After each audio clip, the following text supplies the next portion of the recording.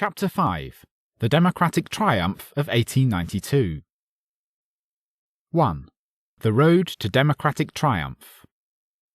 1892 was the great year of resurgent democratic triumph. It was the first time since the Civil War that the Democratic Party controlled the presidency as well as both houses of Congress. The 3% difference in the popular vote, Democrats 46%, Republicans 43%, and minor parties 11%, was by far the largest gap in the totals since the Democratic presidential candidate Samuel Tilden swept the popular vote in 1876. In the Middle West, the Republicans had carried all 6 states, Ohio, Michigan, Wisconsin, Illinois, Indiana, and Iowa, in 1888. Now the Democrats won 3, Illinois, Indiana, and Wisconsin, and almost tied in Ohio. The great shift in Democratic fortunes, however, had come 2 years earlier in the congressional elections of 1890. Before 1890, the House of Representatives was 51.1% Republican. After 1890, it was no less than 71% Democratic. The Democrats controlled nearly every large state. In the Middle West, the Democratic peak in the House came in 1890, with slippage taking place in the 1892 elections. Put another way, the Middle West in 1888 was a Republican stronghold. Of the 6 states, Illinois, Indiana, Ohio, Iowa, Michigan, and Wisconsin, the Republicans had 6 governors and the majority of 5 congressional delegations. Only Indiana was a doubtful state. Yet by 1889 to 1890, a spectacular reversal had taken place. Nearly all the governors and all the congressional delegations were Democratic. One partial explanation was the slight but steady decline in Republican fortunes and improvement in Democratic status throughout this period. This relative shift cannot be ascribed to shifts in the urban and rural electorate. It is true that the urban population of the electorate in the Middle West rose from 1870 to 1890, but the pattern of slight decline in Republican fortunes occurred similarly in both urban and rural areas. The key to the changing fortunes was, as we have indicated, ethno-religious. The main key, as we shall see below, was the liquor question, and the conflicting views on the issue held by pietists and by liturgicals. In Michigan, Ohio, and Wisconsin, for example, over the 20-year period there was a marked decline in the Baptist and Methodist proportion of the electorate, and a marked rise in Catholics and Lutherans. And among the Lutherans it was the Germans who were growing the most rapidly. By 1890 the Catholics were the largest single religious group in the region. Part of the reason was a higher birth rate among Catholics, both Irish and German. More important was the heavy immigration during the 1870s and 1880s, an immigration in which the largest role was played by the Irish and German Catholics and Lutherans. This and other such Catholic immigration, such as the Poles and Bohemians, far outstripped the immigration of Scandinavian Lutherans. At its inception in the 1850s, the Republican Party, centering on opposition to the expansion of slavery, was in that sense a moralistic party. It therefore attracted other crusading groups, including prohibitionists, strict Sabbatarians, German anti-clericals, and know-nothings, who wished to curtail or eliminate foreign immigration. Editor's footnote. The Know-Nothing, or the American Party, was an anti-immigration and anti-Catholic party in the 1850s. End footnote. In short, it was pietism in politics, and hence outside of the South, the Republican Party attracted the Methodists, Presbyterians, Norwegian Lutherans, and Dutch Reformers.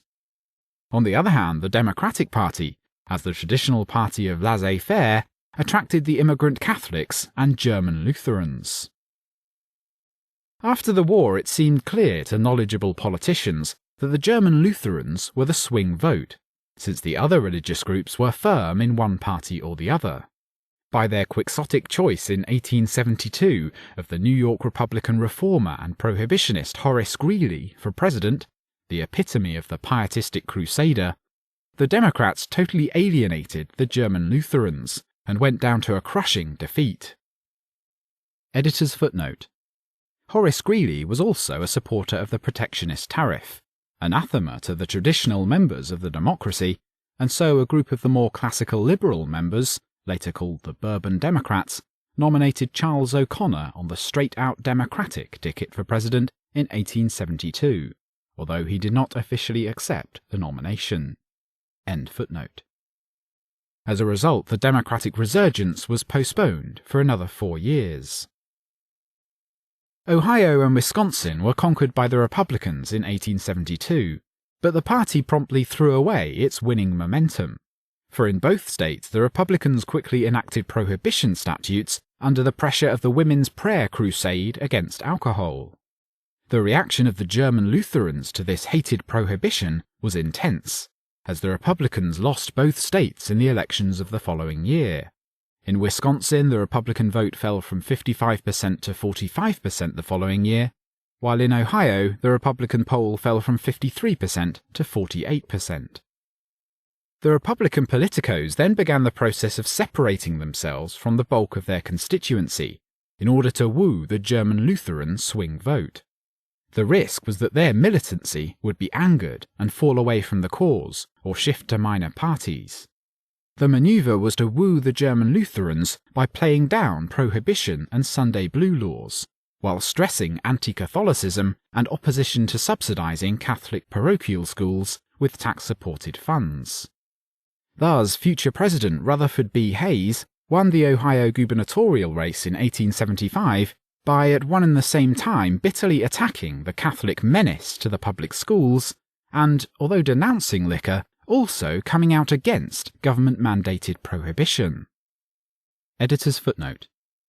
Hayes was from the pro-reformer group of Republicans described earlier, and he was also ardently pro-hard money, which further helped him win over the Germans. His Democratic rival, Governor William Allen, supported soft money policies. End footnote. Similarly, Harrison Ludington, Republican nominee for governor of Wisconsin in 1875, stridently denounced the Catholics and public funds for parochial Catholic schools. At the same time, he scored heavily with the Lutherans for being the mayor of Milwaukee, who refused to enforce that city's prohibition law. On the other hand, part of the steady Republican decline during these decades may be attributed to the steady alienation of the ultra-pietist Republicans by the leaders' moderation on prohibition and Sabbath laws. We have seen that the Republican decline in the 1870s and 1880s was greater than the Democratic increase. The difference consisted of third-party defections from the Republican ranks, to such parties as the Greenbackers in the 1870s and later the Prohibitionists. Apart from the ex-Southerners, the Greenbackers, crusaders for inflationary paper money, in the Midwest were ex-Republicans.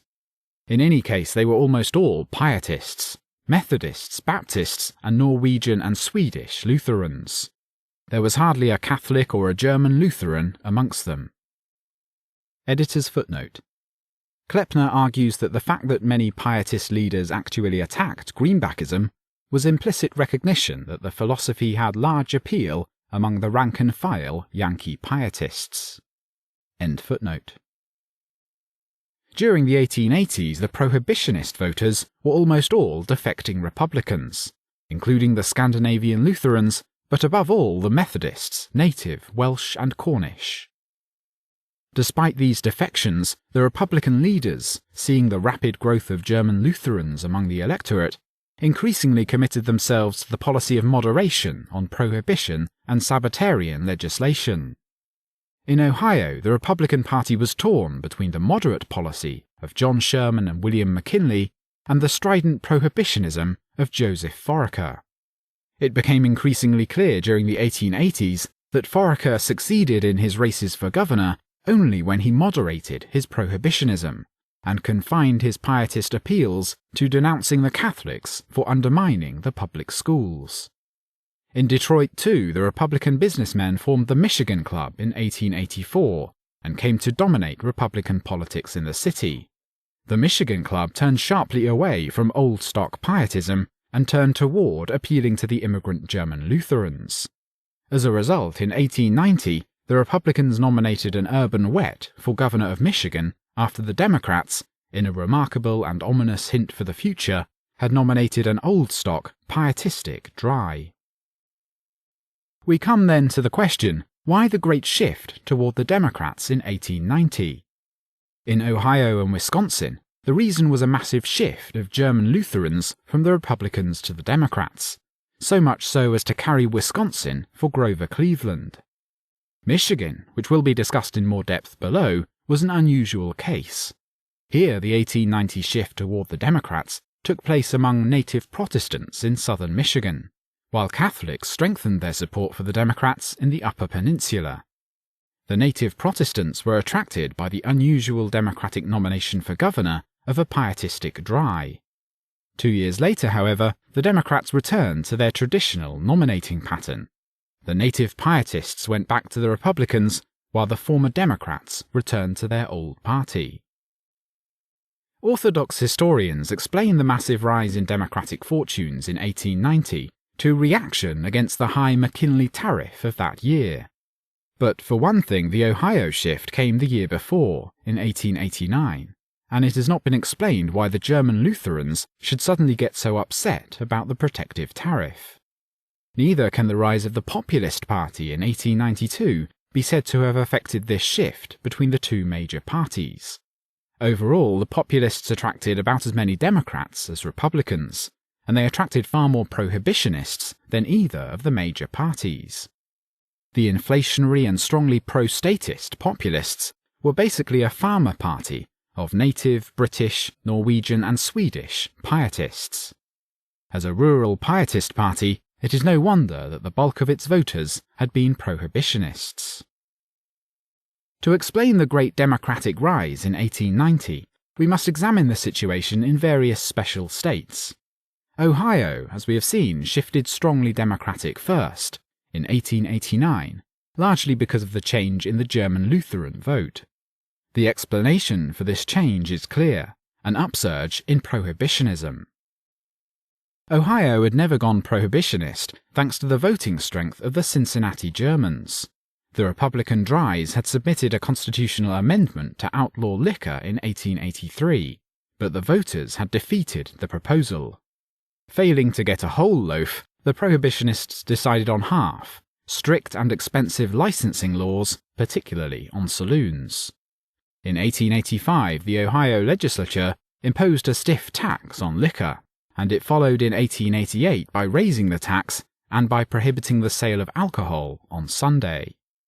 The Ohio officials sagely failed to enforce the law in German areas.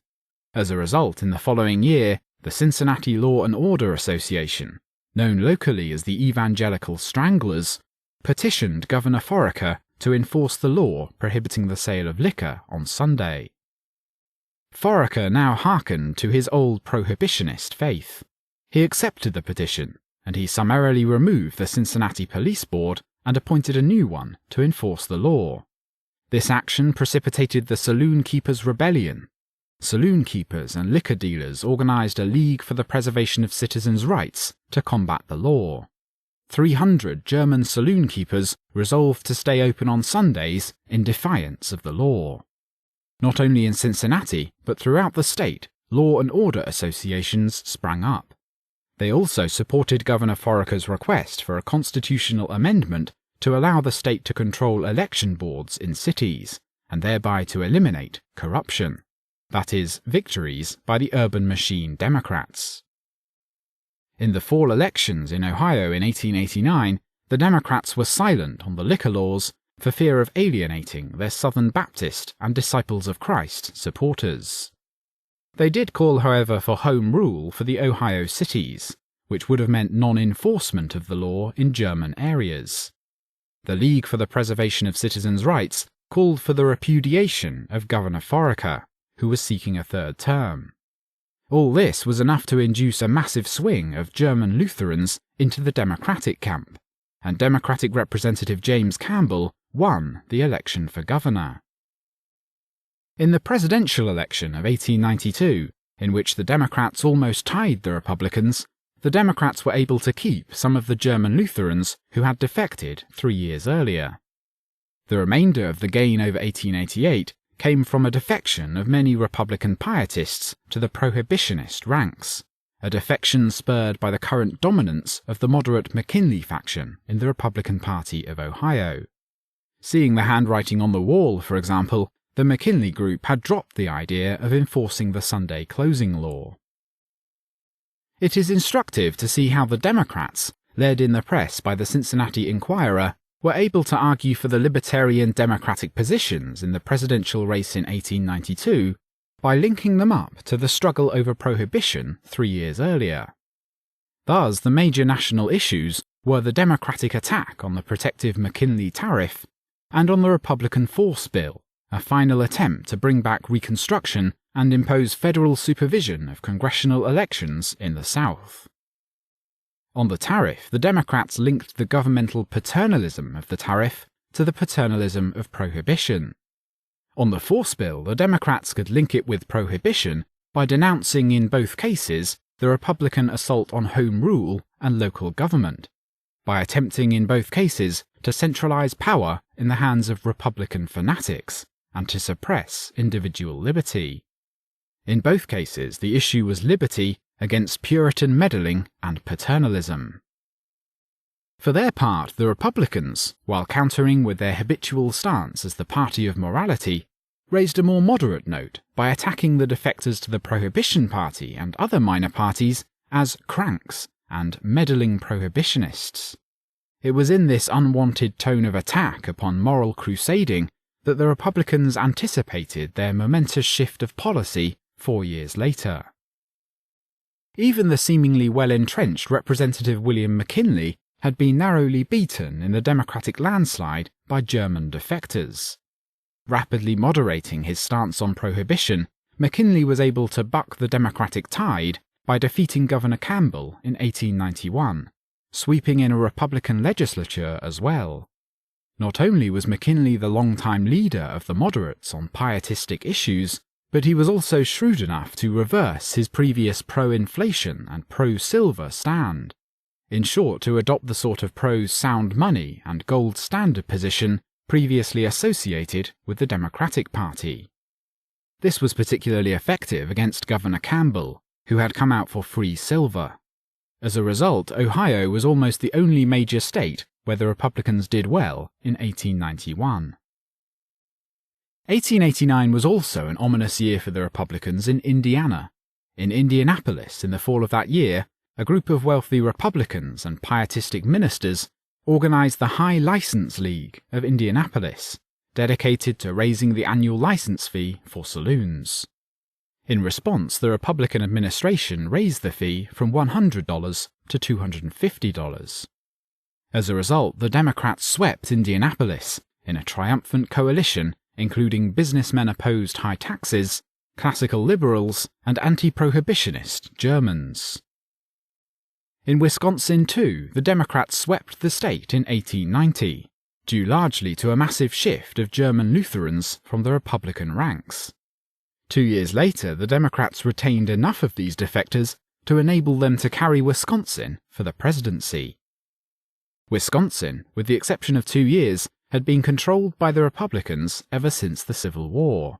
The exception was 1872-73, when a stiff saloon licensing law, put through by the Republicans, shifted enough Germans out of the Republican ranks to carry the state for the Democrats. The Republicans, under the shrewd leadership of boss Elisha Keyes and Philetus Sawyer, then refused to enforce the licensing laws, and thereby were swept back into power. The critical issue in Wisconsin, however, turned out to be not Prohibition, but another pietist liturgical conflict, the status of parochial schools. After the Republicans had absorbed the lesson in moderation for many years, the new Republican governor in 1889, William Dempster Hord, recommended the enforcement of a dead-letter compulsory education law, requiring the language of all schools, public or private, to be in English.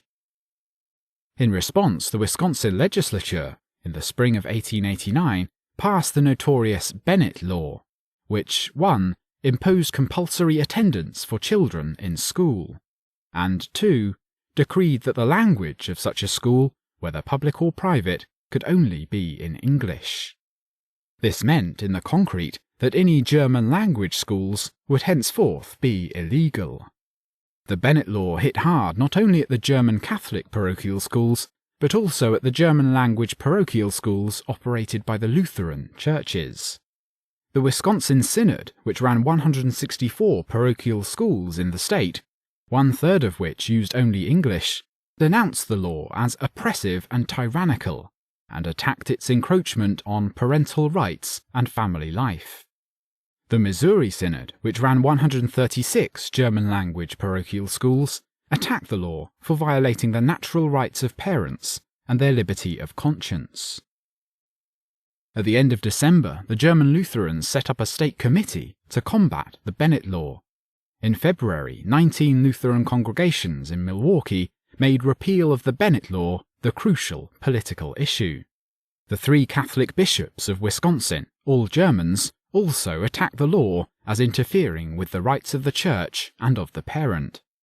The German-language press linked the law to nativism and prohibitionism, and the Lutherans and Catholics were angered still further by the fact that some of the hated German anti-clerical liberals, along with the German pietist groups, favoured the despotic law. As a consequence, in the Milwaukee municipal election of 1890, an election that took place before the passage of the protectionist McKinley tariff, the Democrats overthrew the Republican mayor. The cause of this landslide in the first real Democratic victory in Milwaukee in 15 years was a massive defection to the Democrats in the German Lutheran wards, aided by a further strengthening of Democratic support in German Catholic areas.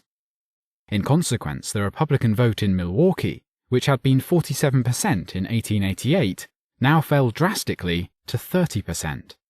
The Democratic nominee, the affable Yankee humorist George Peck, had denounced the Bennett Law in no uncertain terms as unjust and infringing on the natural liberty of conscience and the natural right of parental control. In May, a group of leading Wisconsin Lutherans called a statewide anti-Bennett Law convention for June. The convention was addressed by George Peck, the new Democratic mayor of Milwaukee. Scores of anti-Bennett Law clubs burgeoned throughout Wisconsin. The Missouri Synod and allied Lutherans organized systematically in every parish against the law. The German Catholics were equally bitter. Archbishop Katzen of Green Bay declared that, quote, "As bishop of this diocese, I should consider anyone who did not vote for repeal of the Bennett Law a traitor to the Catholic Church." End quote. In August, the Democratic state platform denounced the Bennett Law and intelligently linked it to other examples of Republican paternalism, state and federal, to the sumptuary laws, high spending, the protective tariff, the force bill, and centralization of power. The Democrats were also aided in public opinion by the fact that the Prohibitionist Party, thoroughly hated by all German Catholics and Lutherans, endorsed the Bennett Law in its 1890 platform. In the Republican Party, 2 conflicting groups appeared. The dominant faction, headed by Governor William Dempster Hord, ardently favoured the Bennett Law. The Hord faction, which included Representatives Niels Horgan and Robert M. La Follette, demanded a part declaration in support of the law, in the name of adherence to principle. The Hord faction had its way at the state convention and won the renomination of Governor Hord. The Hord group were responding to local pietist pressures, to anti-Catholicism, and to a drive by the Wisconsin Dairymen's Association, of which Hord was a member, to teach more English to the state's farmers. Horgan, a Norwegian immigrant, represented a highly pietistic region in the west and northwest of the state, consisting mainly of Norwegians and Swedes. La Follette also came from a heavily pietistic area. The minority moderates, headed by State Chairman Henry C. Payne and U.S. Senator John C. Spooner, tried in vain to dump Governor Hord and to call openly for repeal of the Bennett Law. They were responding to the massive defection underway from Republican ranks by the German Lutherans. Governor Hord, an intensely pietistic newspaper owner and an amateur in politics, did not ease matters by bitterly denouncing German parents and pastors and endorsing the Bennett Law to the hilt. In the November 1890 elections, the German Lutherans reacted by shifting en masse to the Democratic camp. The Republicans were crushed by what was called at the time the Lutheran landslide. Even the faithfully Republican and slightly liturgical Norwegian Synod Lutherans deserted the Republican camp, not by voting for the hated Democrats, but by staying away from the polls.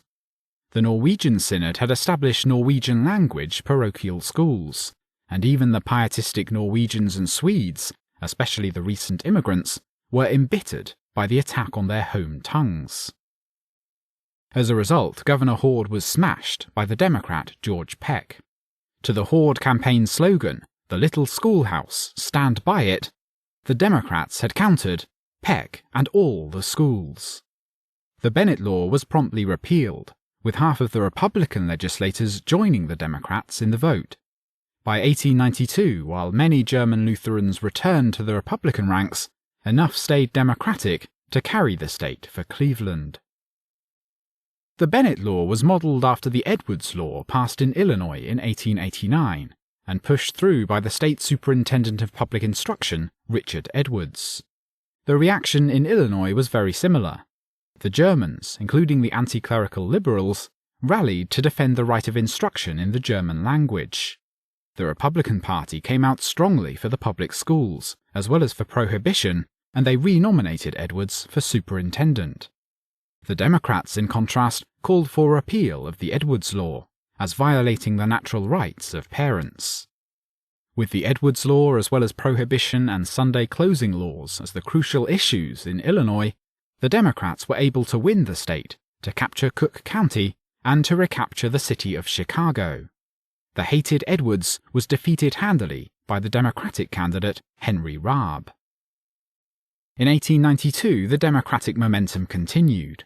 Grover Cleveland was the first Democrat since the Civil War to carry the state of Illinois, sweeping Cook County by 33,000 votes and carrying in the Democratic candidate for governor. In Michigan, the voting pattern in 1890 was unusual. In the Upper Peninsula, the Democrats gained strength among Catholics and lost votes among Protestants. The reason was that, culturally, the Upper Peninsula of Michigan was really an extension of northeastern Wisconsin, and so the educational agitation for and against the Bennett Law deeply affected opinion there. In particular, French-Canadian Catholics strengthened their devotion to the Democrats, while English-Canadian Protestants became even more Republican.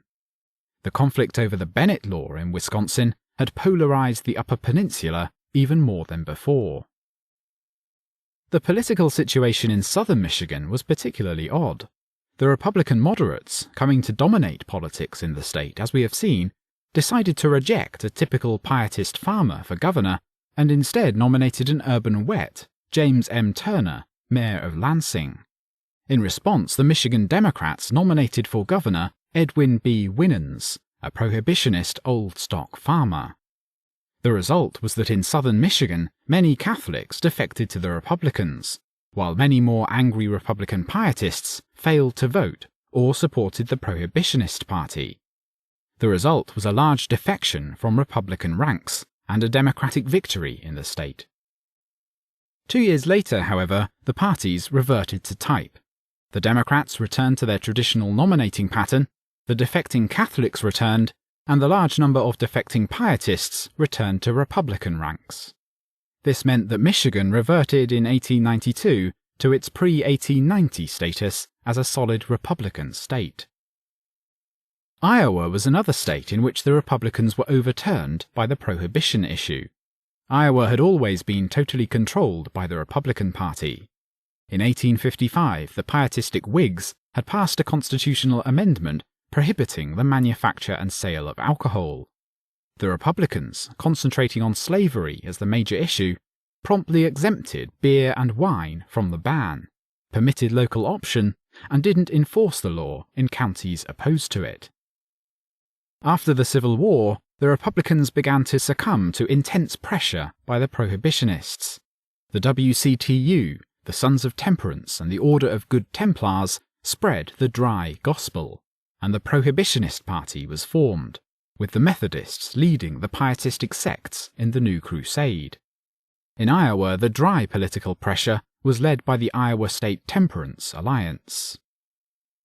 Throughout the late 1860s and early 1870s, the Dries were able to pass ever more stringent licensing and local option laws.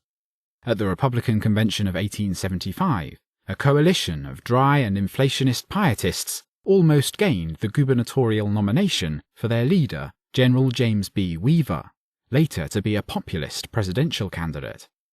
4 years later, the Dries finally captured the Republican Party in Iowa, which voted to push for an amendment to the state constitution which would join Maine and Kansas as the only totally prohibitionist states in the Union. The Prohibitionist Party in the state collapsed, for its members hastened to join the Republicans. The climax came in June 1882, when the Iowa public voted on a prohibition amendment after it was twice recommended by a Republican-dominated legislature. The Temperance Alliance mobilized men and women in every part of the state, calling for prohibition in the name of Christian morality and American civilization. The Democrats denounced the prohibitionists as puritanical fanatics, trying to impose sumptuary laws and aggressing the liberty of the individual. The Democrats colourfully denounced the Republicans as the tool of fanatical preachers, and as heading a holy alliance of abolitionists, Whigs, Know-Nothings, Sunday and Cold Water fanatics. But the opposition was in vain. The Prohibition Amendment passed by 55% to 45%, by a margin of 30,000 votes. One immediate and lasting result of the vote was the enraging of the German population of Iowa. Before 1882, the 14 most heavily German counties of Iowa habitually voted 55% Republican. After voting 39% for the dry referendum, the Republican percentage in these German counties fell permanently to the 36 to 44% range. The same defection of German Catholics can be seen in the changed voting patterns of the heavily Catholic city of Dubuque. 50% Republican in 1881, Dubuque dropped to 28% Republican in the fall 1882 re-elections, after voting 15% dry in the referendum, and picked up to only 38% in 1885. Particularly striking were two German wards, Ward 3, which fell from 51% Republican in 1881 to 23% the following year, after voting 10% dry, and Ward 5, which dropped from 63% to 22% Republican, after voting 6% dry. The next winter, however, the Iowa Supreme Court invalidated the amendment on a procedural error. The Republicans, seeing the firestorm of opposition, did not dare to resubmit the amendment. To mollify the pietists, the Republicans continued to widen the scope of prohibition by statute. In 1884, the Republicans rammed through one of the stiffest prohibition laws in the country. In towns and villages where sentiment was dry, saloons were forced to close. But in the larger towns and cities, the law was openly flouted. At first, the laws were poorly enforced in wet areas, but in 1887 and 1888, Governor William Larrabee decided to enforce the law to the hilt, and more restrictive laws were passed. Informers were given bonuses for revealing the existence of illicit liquor. The officials conducted raids on people suspected of harbouring illegal alcohol. The furor over prohibition reached a peak in Iowa during 1889. A massive flouting of the prohibition laws had polarized sentiment in the state between repeal of prohibition and inflicting ever harsher punishments in order to enforce the law. At the Republican State Convention, control was seized from the professionals by the eager ultra-pietist amateurs, who had packed county conventions with radical prohibitionists. Joseph Hutchison, an amateur politician and wholesale grocer, was nominated for governor. He delivered a paean to prohibition, calling it a struggle for morality, for the reduction of corruption, for the true elevation of the human race. Hutchinson made it clear that the fundamental choice before the voter was between modern civilization on the one hand and that cursed barracuda, the saloon, on the other. The prohibitionists and pietists enthusiastically backed Hutchinson, particularly the WCTU, the Good Templars, and the Methodist Church, which demanded the unconditional surrender of liquor, as well as the repudiation of such halfway measures as licensing and local option. The Methodists also called for the outlawing of all desecration of the Sabbath, including ball games, the publishing of newspapers, and railroad service. For their part, the Democrats shrewdly selected for governor Horace Boyes, a former Republican, a personal teetotaler, and even a member of the Good Templars, but who staunchly opposed prohibition, centralized power, and paternalistic government. Boyes, however, did favour local option and high licence fees for saloons. Horace Boyes became the first Democrat ever to become governor of Iowa since the Civil War, obtaining 50% of the vote to Hutchinson's 48%. The following year, the Democrats gained the majority of the Iowa congressional delegation. Analysing the composition of the drop in the Republican vote from 52% in 1888 to 48% the following year, it becomes clear that the major transformation came in the cities. In 1888, out of 9 cities in Iowa with 14,000 or more population, the Democrats carried 4, with an overall total of 52% of the urban vote. But the following year, Horace Boyes swept all 9, with a massive 64% of the vote. Breaking down the vote by religion, while old stock towns and counties, Norwegian, Swedish, and Bohemian townships slightly lowered the proportion of the Republican vote, the biggest Republican losses were in the 9 German urban wards, the vote falling from 28% to 15%. The Dries also exercised control over the 1891 Republican Convention, calling for total prohibition and shouting down the possibility of local option. The Democratic slate, however, continuing to attack prohibition, swept to victory in a remarkably high voter turnout, and Governor Boyes won re-election, handing the Republicans their worst defeat in the history of Iowa. The Republicans had learned their lesson. 2 years later, in the 1893 convention, the Republican pros were able to take back their party from the enthusiastic amateur Dries. The successful comeback was headed by former Senator James Harlan, the founder and grand old man of the Iowa Republican Party, and himself a devout Methodist and temperance man. The professional forces managed to carry repeal of the 12-year Republican commitment to total prohibition and to bury the compulsory education issue as well. Instead, local option and high license fees for liquor were installed in the platform.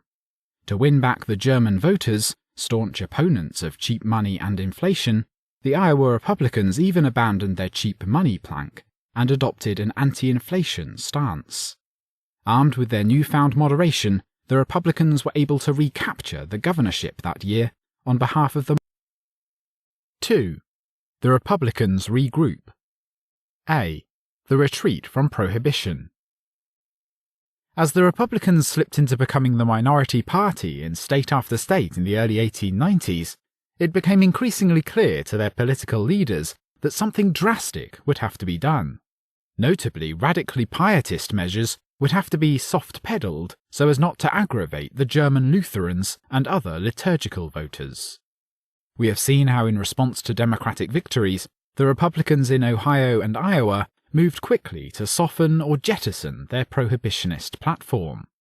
In both states, furthermore, the Republicans began to shift from their previous inflationist and pro-silver stance toward the advocacy of the gold standard and sound money. In Wisconsin, they were willing to backtrack on the Bennett Law and its assault on German parochial schooling. In this move toward jettisoning their pietist doctrines, the lead was taken by the Ohio Republican leadership of Governor William McKinley and his mentor and party boss, chairman of the Ohio and later the National Republican Party, the industrialist Marcus Alonzo Hanna. In his term as governor from 1892 to 1896, McKinley succeeded in suppressing the pietists in the Ohio Party. And then when Joseph Foraker returned to control the party that year, the prohibitionists found to their chagrin that their old champion had learned his lesson too, and that Foraker was now a determined wet. In Wisconsin, former Governor Hord tried a comeback by promoting such ardent pietists and prohibitionists as Representative Nils Horgan and then Representative Robert La Follette as governor. The Republican Professional, however, finally beat out Horgan and La Follette in the 1890s and eliminated the old Republican lust for moral crusading. In Michigan, the leading Republican pietist was the mayor of Detroit, Hazen Pingree. During the 1890s, the state Republican machinery, led by Senator James McMillan, maneuvered hard to limit or eliminate Pingree's influence, finally succeeding in saving the GOP in Michigan from reacquiring a strongly pietist image. In Illinois and Indiana, in the meantime, the Republican moderates were able to defeat the pietists with comparative ease. The Republicans were thus retreating en masse from prohibitionist and pietist concerns during the early 1890s. No major Republican newspaper endorsed total prohibition. The furthest they would go was regulation, high license fees, and local option. The Republican politicians increasingly avoided the vexed issue altogether, calling it a purely local matter. The veteran Ohio Republican Senator John Sherman went so far as to assert that matters of religion, morality, and temperance should not be political issues, a far cry from the old party of great moral ideas. Another disillusioning situation for the prohibitionists is that the great bulk of Republican politicians themselves imbibed alcohol. How then could they be trusted? The tension between the Republicans and their pietist constituents was also growing to the bursting point because, while the Republicans were becoming more moderate, the prohibitionists were becoming increasingly fanatical. Originally, the prohibitionists had habitually referred to themselves as temperate, as men of temperance. By the 1880s and 1890s, however, this was no longer true. The prohibitionists now spoke of themselves as radicals. It was no longer enough to attack hard liquor. Denunciations of beer were now stepped up. The saloon came in for increasing vilification. Violent raids were conducted on them, and law and order legions in large cities acted to stamp out illegal sales of liquor. By 1885, there were 500 such local leagues throughout the country, with 60,000 members. Not only that, the youth were becoming more pietistic and more militant prohibitionists than their elders. The pietist youth exuded a deep hatred for the saloons, expressed through young people's Christian societies and interdenominational Sunday school programs. The WCTU, partly through its highly successful mandatory temperance hygiene classes in the public schools, were able to enlist 200,000 youngsters in their youth affiliate, the Loyal Temperance Legion. The success in radicalizing middle-class pietist youth is shown by the fact that 2/3 of all college students in the Midwest were enrolled in pietist denominations, and that most of them joined the highly moralistic Young Men's Christian Association. The faculty and students at Iowa State University endorsed prohibition. Particularly remarkable was a presidential preference poll of undergraduates at the University of Chicago in 1892. The eventual winner, Democrat Grover Cleveland, obtained 52 votes, while incumbent Republican President Benjamin Harrison received 151 votes, and the populist James B. Weaver obtained 3. But the astounding fact is that the winner of the poll was the Prohibitionist Party candidate, John Bidwell, who received 164 votes. But what was an increasingly militant prohibitionist constituency going to do politically in the face of growing Republican reluctance and a declining Prohibitionist Party?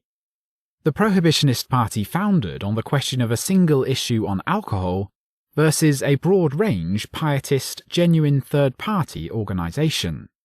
A similar split led to the collapse of the anti-Catholic American Protective Association, which could not decide in 1896 whether to endorse McKinley for president or to establish a third political party of its own.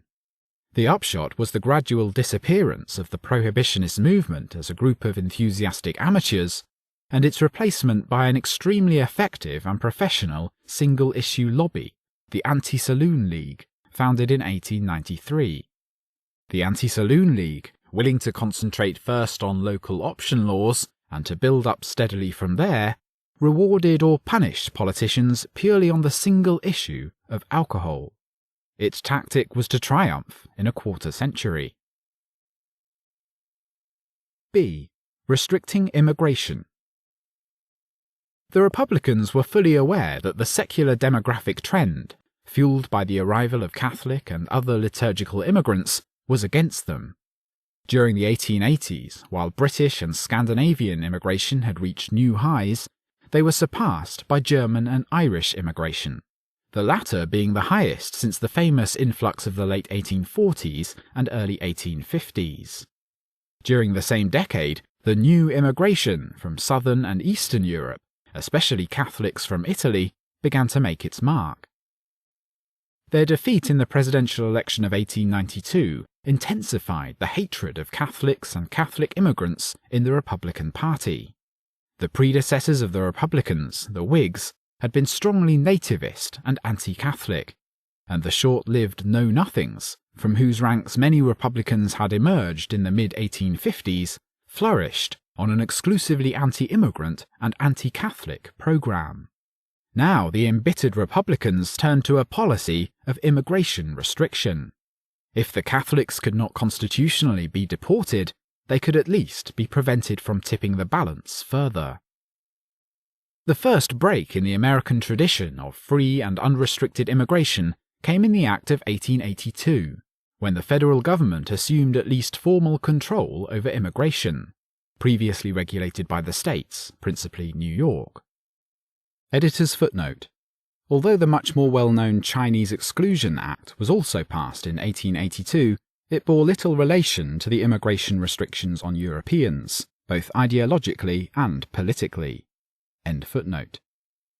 The United States, instead of the several states, was to tax each entrant a modest 50 cents to accumulate an immigrant welfare fund, and ex-convicts or other people likely to become a public charge were to be denied admission. In the late 1880s, working-class activists, concerned with restricting the supply of incoming labour, obtained legislation in several states barring aliens from various types of employment. In particular, aliens were prohibited from employment on public works. The US House of Representatives passed a bill in 1886 banning non-declarant aliens, those who had not yet declared their intentions of becoming US citizens, from employment on public works. When the Senate failed to pass the bill, Illinois, Wyoming, and Idaho proceeded to bar such aliens from state or municipal works projects. More sweepingly, in 1885, the Knights of Labour and other working-class groups persuaded the Congress to outlaw contract labour, the system under which a European immigrant was assured of a specific job in the US before he arrived. The outlawing of contract labour, of course, tended to increase those immigrants likely to become a public charge, and thereby added further to the restriction on immigration. In addition to workers attempting to restrict immigrant competition, the Pietists and Prohibitionists centred on the Catholic immigrants as their major foe. Thus, the Presbyterian Synod of 1887 declared, quote, "The ranks of the drinking men are constantly recruited by the influx of bibulous and intemperate foreigners. The great majority of these alien immigrants, now over 500,000 annually, are addicted to the case of strong drinks, as well as steeped in ignorance and vice." End quote. And the Reverend T.W. Kuhler, president of the National Temperance Society, put it even more strongly in the summer of 1891. Quote, "How much longer will the Republic consent to have her soil a dumping ground for all Hungarian ruffians, Bohemian bruisers, and Italian cutthroats of every description?" End quote. Immigration restrictions were sought by the Independent Presbyterians, the National Temperance Convention in 1891, and the Prohibition Party in 1892. The late 1880s saw a blossoming of nativist and anti-Catholic organisations agitating to restrict immigration. The large Civil War veterans organisation, the Grand Army of the Republic, long associated with the Republican Party and now reaching its peak membership of 400,000, began to denounce immigrants who were allying themselves politically with Copperheads and ex-rebels, i.e. with Southerners in the Democratic Party. Footnote. Whereas President Cleveland vetoed Republican-passed veterans' pensions and aid to veterans bills and refused to attend the GAR convention in 1887, Benjamin Harrison favoured veteran pensions. In 1882, nearly half of the Republican appointees in Washington were Union veterans, whereas Democratic appointees of the Senate were largely Confederate veterans. In the Iowa legislature of 1893, 70% of the Republicans eligible to have served were Civil War veterans, whereas only 39% of the eligible Democrats were veterans. In 1888, a poll of disabled veterans at the Ohio Soldiers and Sailors Home voted 3-1 for Harrison over Cleveland. Editor's remarks. In an unpublished manuscript, Rothbard wrote in depth on the origins of Civil War pensions and their relation to the rise of the future welfare state. Pensions to Union soldiers were strongly supported by the Republicans, and they became a favourite way to spend the Treasury's surplus to appeal to a new, burgeoning interest group. During the Harrison administration, the Dependent and Disability Pension Act was passed in 1890, sharply increasing veterans' payments and contributing to the Republican billion-dollar Congress. End footnote. Patriotic secret societies, nativist and anti-Catholic, led by the newly burgeoning Junior Order of United American Mechanics, with 60,000 members in 1889 and 160,000 in the 1890s, began to flourish in the late 1880s. Other such fraternal orders, all founded in Pennsylvania, were the Order of United American Mechanics and the Patriotic Order Sons of America.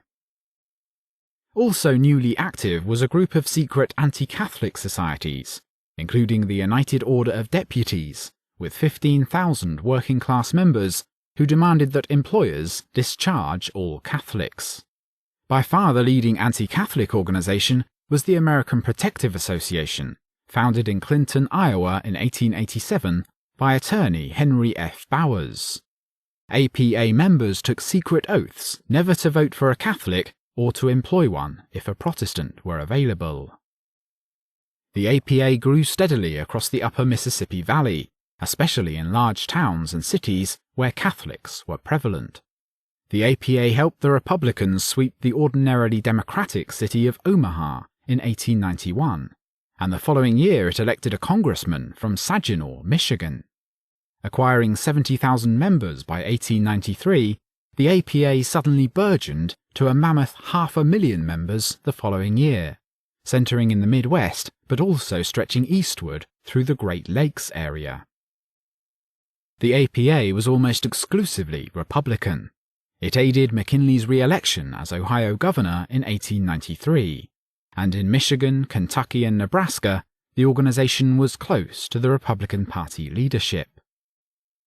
Thus, the Republican Party had considerable incentive to push for immigration restriction in the late 1880s and early 1890s, both in response to the pietism of its constituents and in reaction to the growing demographic dominance of the immigrant-sustained Democratic Party. But there was also another powerful reason. The Republicans might moderate most of their formerly cherished pietism, but there was one overriding plank to which they were deeply committed: the protective tariff. The pro-tariff manufacturers decided that to gain the support of the working classes against the powerful Democratic assault on the tariff as a special privilege, the Republicans should offer the native workers a quid pro quo: protection of their foreign competitors, the immigrants.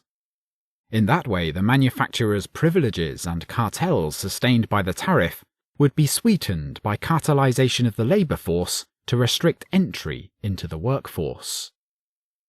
Footnote.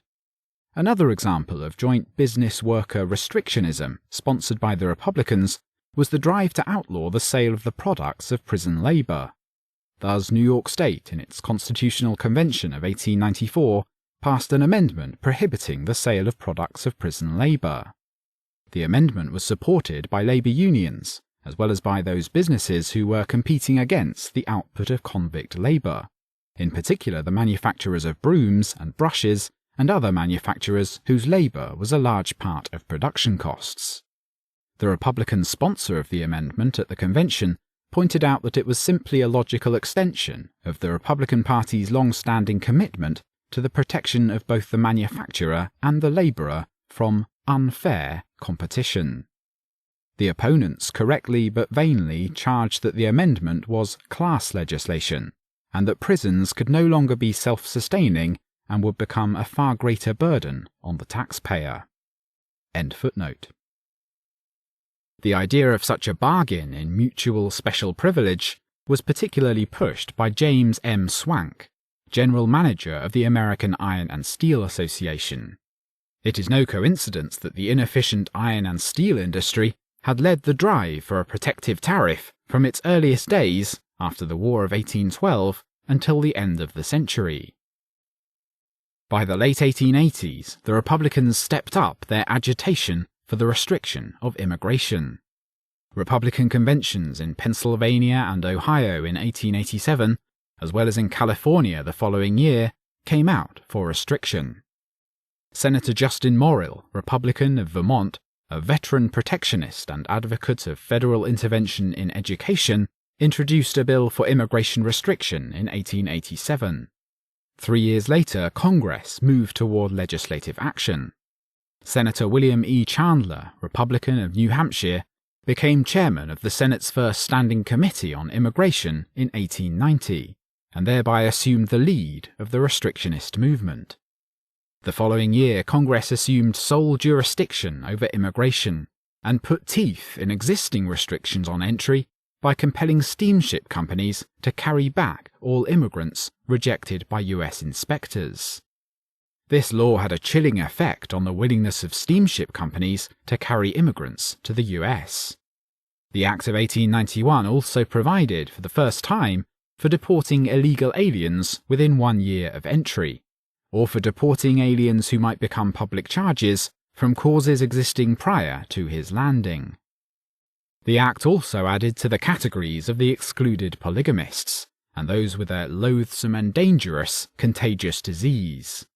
The ban on contract labour was also broadened by adding those immigrants encouraged to arrive by employer advertisements. The restrictionists in Congress, led by Chandler's committee, attempted to take advantage of a cholera scare in the fall of 1892 to pass a moratorium on all immigration for an entire year. They were not successful in stampeding Congress, however. Failing the suspension, the restrictionists, led by Chandler and by Representative Henry Cabot Lodge of Massachusetts, drove toward a literacy test for all immigrants. The restrictionists' hand was strengthened by the fall elections in 1894, which installed Republican majorities in both houses of Congress. At the same time, the Immigration Restriction League was founded in Boston by a half-dozen young Brahmins. The League spread a nationwide propaganda and Washington lobbying critical of the new immigration from Southern and Eastern Europe, which allegedly contained a host of illiterates and criminals. In the winter of 1895, the Immigration Restriction League's bill was introduced and spearheaded by now Senator Lodge and by Representative Walker McCall of Massachusetts. The bill provided for the exclusion of all men and women over the age of 14 who could not read and write. Lodge and McCall stressed racial arguments against the Italians and other Southern Europeans. The literacy bill passed the House overwhelmingly during 1896 and the Senate in December. But President Cleveland, in one of his last acts in office, vetoed the bill, and the Senate failed to override. In addition to restricting entry, the nativists could do something about the voting rights of immigrants already in the United States. Restrictionists urged a lengthening of the waiting period for naturalization. Moreover, 18 southern and western states allowed aliens to vote on a simple declaration of intent to become a citizen. The nativists began a trend back to the original American prohibition of alien suffrage, but by the end of the century, 11 states still allowed aliens to vote. C.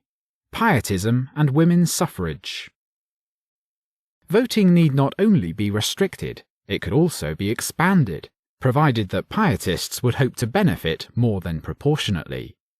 Specifically, women could be granted the vote, in the knowledge that immigrant Catholic women would not be likely to vote in as great proportions as native-born WASPs. As Professor Grimes concludes, quote, I am arguing that the evidence indicates that to a large extent, at least in the West, the constituency granting women suffrage was composed of those who also supported prohibition and immigration restriction and felt women's suffrage would further their enactment. End quote. Like most reform movements, such as prohibition, the women's suffrage movement was heavily pietist from the beginning. The strongly pietist third parties, such as the Prohibition Party and the Greenback Party, supported women's suffrage throughout, and the populists tended in that direction before their amalgamation into the Democracy in 1896. Later, the Progressive Party of 1912 was the first major national convention to permit women delegates and to select a woman elector. Of the two major parties, the Democrats paid no attention to the women's suffrage question, while the Republicans made vague noises in a favourable direction. The suffragettes saw as their major enemies the party bosses of the Republican and especially the Democratic parties, and in particular the liquor interests, who, in the words of the Philippic by Susan B. Anthony and Ida H. Harper, were positively, unanimously and unalterably opposed to woman suffrage. Perhaps one reason for this determined opposition was the great prominence in the suffragette movement of the Women's Christian Temperance Union, founded in 1874, upon the pledge, quote, I hereby solemnly promise, God helping me, to abstain from all distilled, fermented and malt liquors, including wine, beer and cider, and to employ all proper means to discourage the use of and traffic in the same. End quote. The WCTU, led by Francis E. Willard, had by 1900 established chapters in 10,000 towns and cities across the country, and enjoyed a membership of 300,000. Of all women's organisations mentioned in Anthony and Harper's History of Women's Suffrage, the WCTU received the greatest amount of space. That they were also involved in curfew, anti-gambling, anti-smoking and anti-sex laws, actions lauded by the women's suffrage movements, is clear from the following passage in Anthony and Harper. Quote, the WCTU has been a chief factor in state campaigns for statutory prohibition, constitutional amendment, reform laws in general, and those for the protection of women and children in particular, and in securing anti-gambling and anti-cigarette laws. It has been instrumental in raising the age of protection for girls in many states, and in obtaining curfew laws in 400 towns and cities. The association protests against the legalization of all crimes, especially those of prostitution and liquor selling. End quote. Not only did Susan B. Anthony begin her career as a professional prohibitionist, but her two successors as president of the leading suffragette organization, the National American Woman Suffrage Association, were also ardent prohibitionists. Her immediate successor, Mrs. Carrie Chapman Catt, also began as a prohibitionist, while the next president, Dr. Anna Howard Shaw, began her career as a lecturer for the WCTU. The Women's Christian Temperance Union crystallized out of an anti-liquor women's prayer crusade that began in Hillsborough, Ohio in 1874 and swept the nation. As Eleanor Flexner put it, quote, bands of singing, praying women held meetings, not only in churches but on street corners, penetrating into the saloons themselves and closing them by the thousands. End quote. When the effort fizzled, a permanent organisation, the WCTU, was established in Cleveland to carry on the anti-liquor crusade on a systematic basis. The WCTU's leading spirit, Francis E. Willard, was prototypically born of New England stock parents who had moved westward to study at Oberlin College, the nation's centre of aggressive evangelical pietism, and later to settle in Wisconsin. Miss Willard began as corresponding secretary of the WCTU, and in 2 years she unseated the previous president and led the organisation to the espousal of woman's suffrage. Guided by Miss Willard, the WCTU began its pro-suffrage activities by demanding that women vote in local option referenda on prohibition. As Miss Willard put it, the WCTU wanted women to vote on this issue because majorities of women are against the liquor traffic. Opposition to liquor and to the saloon cut against immigrant and liturgical culture, which not only sanctioned drinking, but where the neighbourhood saloon was the major social and political institution. The saloon was an all-male institution, and hence was on a collision course with women's suffrage, as well as prohibition. Similarly, whenever there was a voters' referendum on women's suffrage, the foreign-born, responding to immigrant culture and reacting against the feminist support of prohibition, voted consistently against women's suffrage. In Iowa, the Germans voted against such suffrage. In California, the Chinese were opposed. And in South Dakota, where a referendum on women's suffrage was defeated in 1890 by the massive margin of 55,000 to 22,000, Susan B. Anthony and Ida Harper wrote bitterly that, quote, "There were 30,000 Russians, Poles, Scandinavians and other foreigners in the state, most of whom opposed women's suffrage." End quote.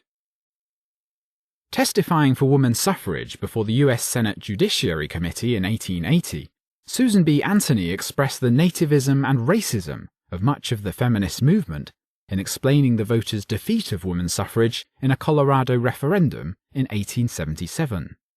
Quote, "In Colorado, 6,666 men voted yes. Now I'm going to describe the men who voted yes. They were native-born, white men, temperance men, cultivated, broad, generous, just men, men who think. On the other hand, 16,007 voted no. Now I'm going to describe that class of voters. In the southern part of that state, there are Mexicans who speak the Spanish language. The vast population of Colorado is made up of that class of people. I was sent out to speak in a voting precinct having 200 voters. 150 of those voters were Mexican greasers, 40 of them foreign-born citizens, and just 10 of them were born in this country." End quote. The cities where sin, alcohol, immigrants and Catholics abounded were the centres of opposition to women's suffrage, while the WASP rural areas tended to favour it. The Oregon referendum of 1900, for example, lost largely because of opposition in the slums of Portland and Astoria. In 1896, the women's suffrage referendum in California was heavily supported by the bitterly anti-Catholic American Protective Association. Footnote: in Massachusetts, where women had had the vote in school board elections since 1879, large numbers of Protestant women turned out in 1888 to drive Catholics off the school board. In contrast, Catholic women scarcely voted, thereby validating the nativist tendency of suffragists who believed that extension of full suffrage to women would provide a barrier against further Catholic influence. End footnote.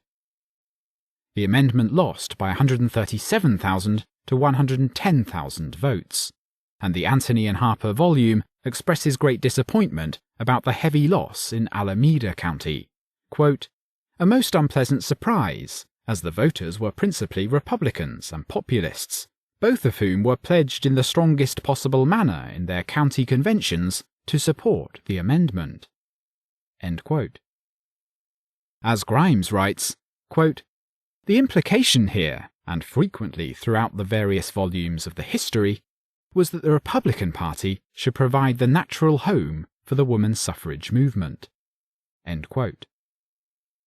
The pietist liturgical split on the women's suffrage question is seen in a report by a Colorado feminist explaining the defeat in the 1877 referendum. The Methodists, most strongly pietistic, were for us. The less pietistic Presbyterians and Episcopalians, fairly so. And while the Roman Catholics were not all against us, clearly they were expected to be. Footnote: Jane Jerome Kami, in Women Against Women, states that in the last 2 decades of the 19th century, quote, "the more hierarchical the church organization and the more formal its ritual, the greater was its opposition to woman's suffrage, while the democratically organized churches with little dogma tended to be more receptive." End footnote. It is evident from their writings that much of the drive for women's suffrage came from the upper and middle class WASP women who deeply resented the fact that their social inferiors, lower class immigrants and foreigners, were allowed to vote while they were not.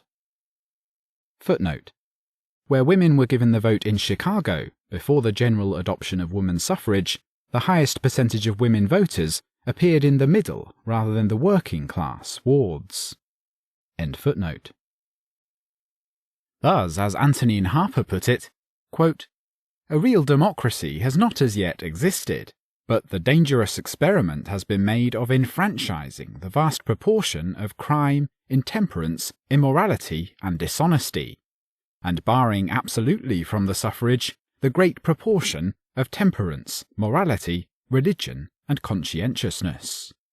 That, in other words, the worst elements have been put into the ballot box and the best elements kept out. This fatal mistake is even now beginning to dawn upon the minds of those who have cherished an ideal of the grandeur of a republic, and they dimly see that in woman lies the highest promise of its fulfillment. Those who fear the foreign vote will learn eventually that there are more American-born women in the United States than foreign-born men and women, and those who dread the ignorant vote will study the statistics and see that the percentage of illiteracy is much smaller among women than among men." End quote. 4 Western states adopted women's suffrage in the early and mid-1890s. 2, Wyoming and Utah, were simply repeating a practice as new states that they had adopted much earlier as territories, Wyoming in 1869 and Utah in 1870. Utah adopted women's suffrage as a conscious policy by the Mormons to weight political control in favor of their polygamous members, in contrast to the Gentiles, largely miners and settlers who were either single men or who had left their wives in the East. Idaho, which was dominated both by populists and by Mormons in the southern part of the state, adopted women's suffrage in a referendum in 1896. Wyoming, the first territory to adopt women's suffrage, did so in an effort to increase the political power of its settled householders, in contrast to the transient, mobile, and often lawless single men who peopled that frontier region. The measure was also expected to attract more of the sober kind of migrants into Wyoming. No sooner had Wyoming Territory adopted women's suffrage than it became evident that the change had benefited the Republicans, particularly since women had mobilized against Democratic attempts to repeal Wyoming's Sunday Prohibition law. In 1871, both houses of the Wyoming legislature, led by its Democratic members, voted to repeal women's suffrage, but the bill was vetoed by the Republican territorial governor John A. Campbell, who had been appointed by President Grant.